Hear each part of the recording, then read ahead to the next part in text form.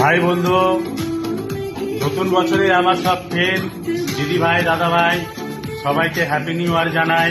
সবাই ভালো থাকবেন, ভালো রিলস করবেন।